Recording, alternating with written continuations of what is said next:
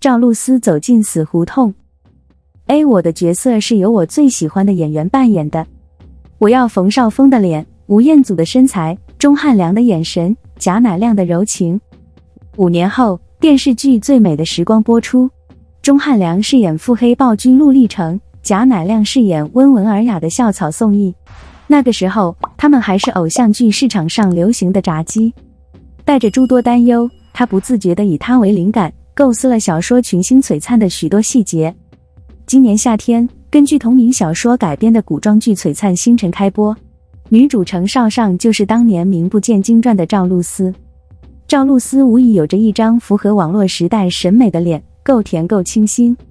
不笑的时候，天真无知的小姑娘，笑起来就像一个小太阳走在人间，轻松征服了广大路人影迷。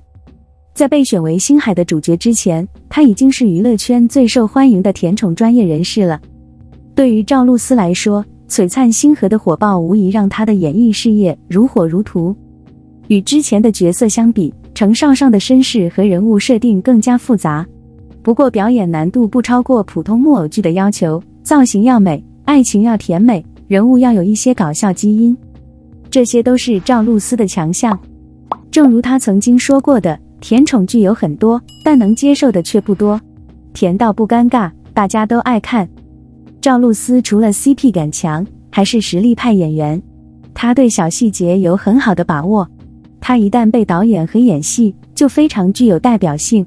我看到她的眼睛翻了个白眼，她开始流畅而准确，明明是程少商想陷害别人，结果却是一双斜眼，一副头晕目眩的样子，既心疼又好笑。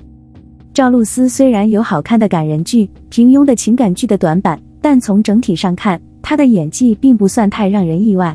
另外，平台和制作方实力雄厚，群星的播出也不足为奇，走出数据星光大道一炮而红，让赵露思的作品史更加辉煌，商业价值也随之水涨船高。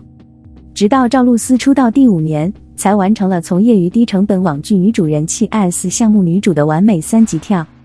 5年来，娱乐圈如沧海一粟。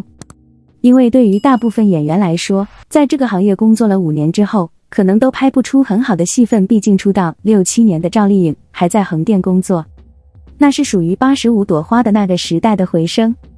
如今，处于娱乐圈中间的新生代小花们，仿佛拥有了自己的加速器，乘风破浪，踏上了一条与前辈截然不同的快车道。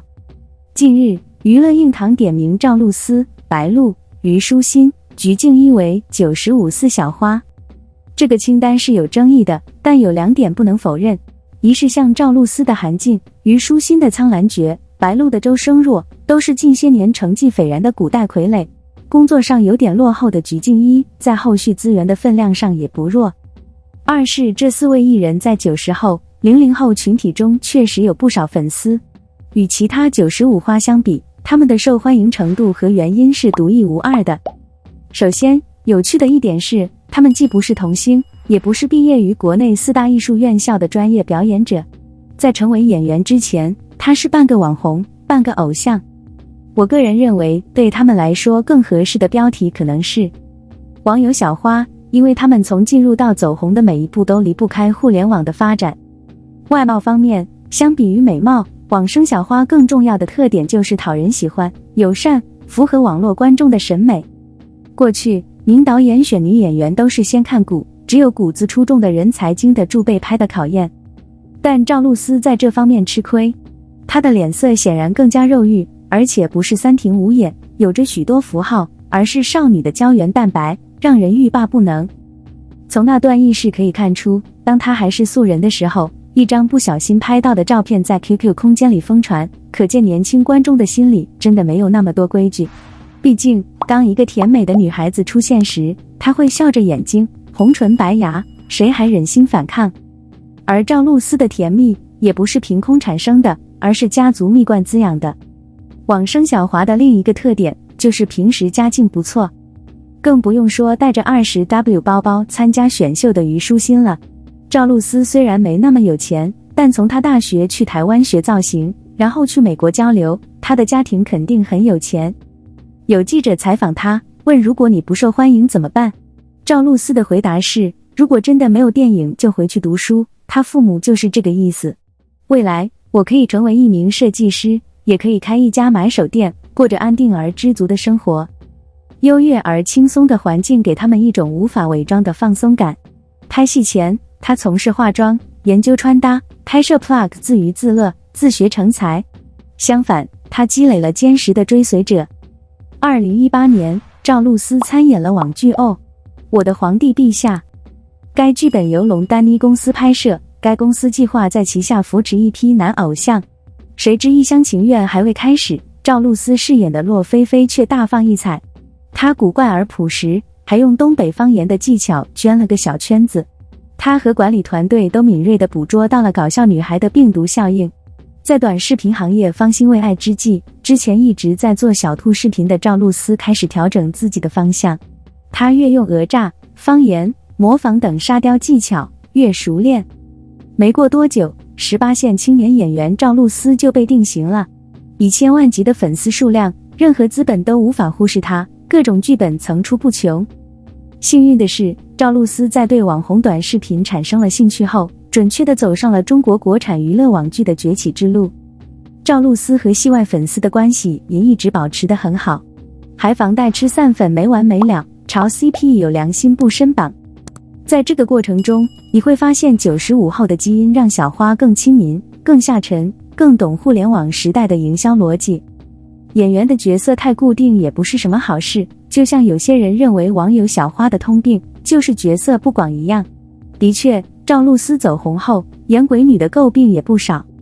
但换个角度看，既然都在自己的能力范围内，那就让他们在同类型人物的赛道上领先，越跑越快。相反，以宋祖儿、关晓彤为首的童星团，以及周烨、张婧仪所属的题材团，由于作品质量参差不齐，演员们缺乏鲜明的特色，而且在演技上也没有明显优势，他们曾经是95花的较量。中途，赵露思被甩出一个位置。网鲜花就像是在互联网时代应运而生的商品，与市场需求紧密契合。我们甚至不能用纯粹的好坏来判断它们存在的价值，毕竟绝大多数竞品都很难称得上真正的艺术。世界瞬息万变，有时不得不感叹风水轮回。2017年，初出茅庐的赵露思在电视剧《凤求凰》中担任小配角，当时的女主是比她大1岁的关晓彤。近日，电视剧《胡同》在中巴热播，但赵露思领衔的单元剧却被放在了开场位置，饰演关晓彤的外婆，当然是她年轻时的外婆。赵露思是全才，名声并不理想。一方面，抱怨针对的是她的基本功，只是笑天在剧中的演技不错，而在主剧中，声场的颜值却出现了问题，难以形容。赵露思这次被骂了吗？我想起了她在去年接受 GQ 采访时提到的舒适区理论。那个时候，还在培养甜宠剧的赵露思，偶尔会收到颠覆角色的剧本，她的第一个念头是恐惧。以她的背景，能演这样的角色吗？作为一个演员，你害怕，你没有信心，你在镜头前不突出。因此，与其不断突破自我，挑战更复杂的角色，赵露思表示，她更喜欢待在舒适区，螺旋上升。没想到赵露思这么快就背叛了自己的恐惧，开始走出自己的舒适区。当然，有皱纹脚也不足为奇。毕竟，无论曲子多高，滤镜多厚，看这部剧的观众还是看它的质量。赵露思急于上岸的另一个原因，可能与互联网娱乐泡沫的退潮有关。近2年，无论细分有多少流量，小生和小花都在寻找机会向主剧靠拢，选择条件更好、条件更严的直接试水。其背后的原因值得深思。有人说，过去的10年已经被互联网改变了。许多名人曾经是网民，时代选择了适应力和韧性更强的他们，他们的事业和个人命运也随之腾飞，承载着流量红利，掀起波澜。但是，它很容易上手，而且很难维护。新生代网生小花用事实证明，演员的门槛确实不高，但好演员、优秀演员的标准却从未降低过。流量和红利随着时间的推移而洗刷，剩下的就是实力。浩浩荡荡的时代已经下过雨，有的人走了，有的人已经崩溃，有的人虽然老了，但依然光彩照人。这些天在釜山电影节上看梁朝伟，我深受感动。人是时代的产物，魏有幸此生遇见了香港电影的黄金时代，人也是努力的产物，真正的好演员为自己的角色献出生命，保持足够的神秘感。真人秀的能量更少。网生和全面开花是艺人快速成名的方式，也会更快消耗光环和名气。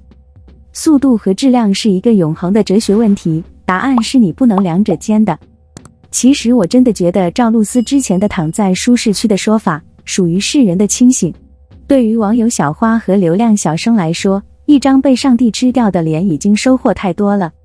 人们只能在自己认知的范围内扮演一个角色，让流量回归流量，演技回归演技。肖战新剧再次登上权威榜单，高燃场景也入选教科书。肖战不黑，新剧《玉骨遥控》再次进入权威剧目榜首，原因是同一时间选择了相同的演员。任敏和肖战在《王牌军》中的表现，也因特定场景被收录进了教科书。无论怎么调查，肖战都没有牵涉其中，他名单上的所有内容都是准确和合法的。任敏和肖战的新剧《玉骨遥》目前位居最受期待电视剧的前10名，很多人都很期待这个节目，因为据说它很好，他们关心它的结果。关山一念、我的烟花在人间等也是观众关心的推荐节目。王牌部队以高强度的战斗场景，配以顾银叶的激昂话语，因此这一幕赢得了肖战的绰号。他还被中国网组织成一个视频，后来中国网选择了几个人列入他们的教科书。这些角色包括于和伟、王一博、朱一龙、罗云熙、迪丽热巴、杨洋、易烊千玺、黄景瑜等。我一遍又一遍地阅读相同的台词，我不知道粉丝们是否厌倦了阅读他们。不管怎样，我已经感到精疲力尽了。像肖战这样的高颜值偶像和实力派演员都很难找。想要让人喜欢一个人，千万不能无脑黑。不过詹不是黑的，没有黑这回事，詹也不是黑的。我很高兴看到被认为是我社区中最糟糕的人之一的肖战受到了他的行为的影响。很多时候，当我看到社区中的不良内容时，我会感到无助和愤怒。尽管 EXO 战得到了积极的关注和喜爱，但他仍然希望有美好的事情发生在他身上。肖战的前途一片光明，他将勇往直前，成就伟业。